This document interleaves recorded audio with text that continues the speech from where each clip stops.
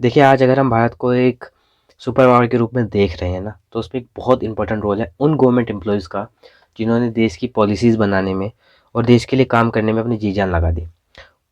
और उन government employees को किसने खड़ा किया है? यूपीएससी है।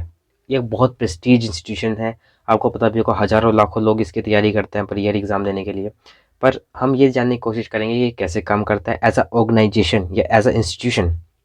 इसकी क्या-क्या पावर है, क्या-क्या लिमिटेशंस हैं, और हमें इसके बारे में वो सभी चीज़ें पता होनी चाहिए जो एग्ज़ाम पॉइंट ऑफ व्यू से काम की हैं।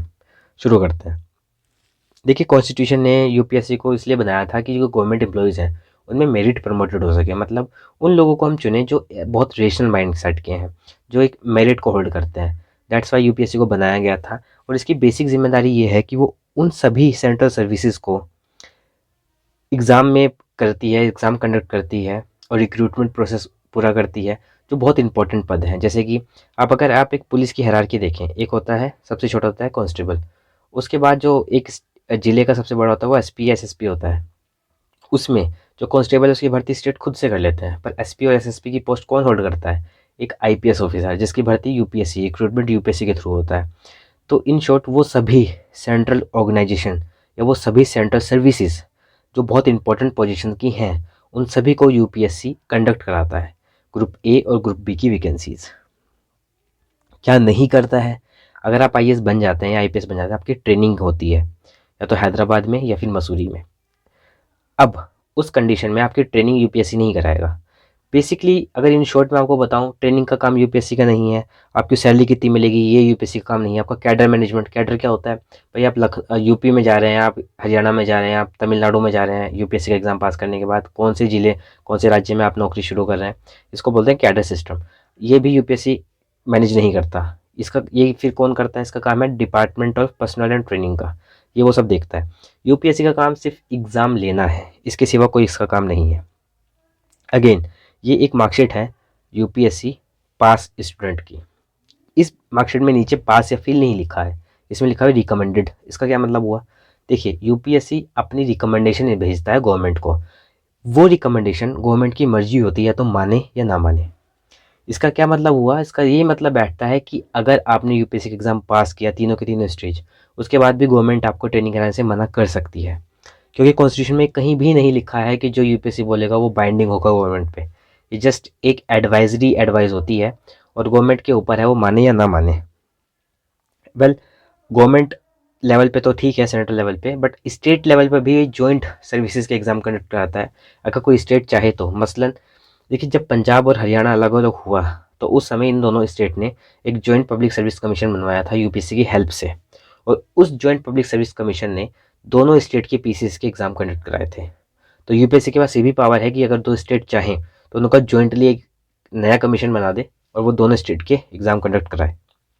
वेल, अगेन, इसके फंक्शंस के बारे में अगर हम बात करें तो सेंट्रल एजेंसी है, रिक्रूटमेंट एजेंसी पता है, आर्टिकल 315 से 323 तक। इसमें कोई बस ये तो फैक्चुअल बात है, याद रखने के लिए है।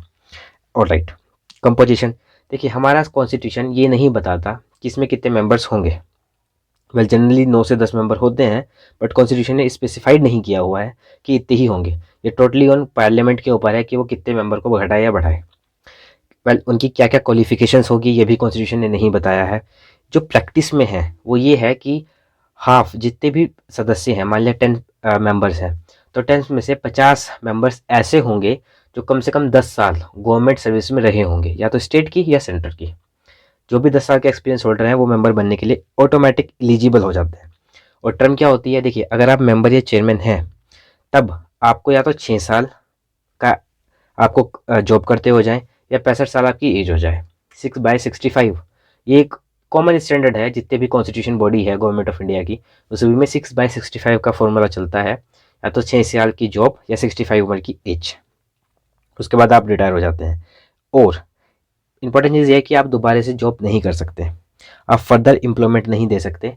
जैसे कि आप रिटायर हुए हैं 65 एज के बाद, तब गवर्नमेंट आपको किसी और ऑर्गेनाइजेशन में या किसी और कॉन्स्टिट्यूशन बॉडी में नहीं बिठाने वाली। क्यों? क्योंकि 65 के बाद आप टोटली, आपको बैन किया हुआ है अकॉर्डिंग टू कॉन्स्टिट्यूशन कि जो भी यूपीएससी का चेयरमैन होगा वो ऑफिस होल्ड नहीं करेगा 65 ईयर की एज के बाद। मेंबर्स मेंबर्स कर सकते। देखिए, मेंबर्स प्रमोट होकर अगर आपकी उम्र बची हुई है तो मेंबर्स प्रमोट होकर किसके बन सकते हैं, यूपीएससी के चेयरमैन बन सकते हैं, या यूपीएससी की तरह ही एक स्टेट में होता है पीसीएस, उसके भी चेयरमैन बन सकते हैं, उसके भी चेयरमैन बन सकते हैं, मेंबर नहीं बन सकते। तो मेंबर तो प्रमोट होकर जा सकते हैं आगे, बट जो चेयरमैन है वो लास्ट है, उसके बाद वो कुछ नहीं कर सकता। और हटाते कैसे हैं मेंबर्स को, देखिए ये पॉसिबिलिटी हर जगह है कि आदमी का स्वभाव बिगड़ जाए।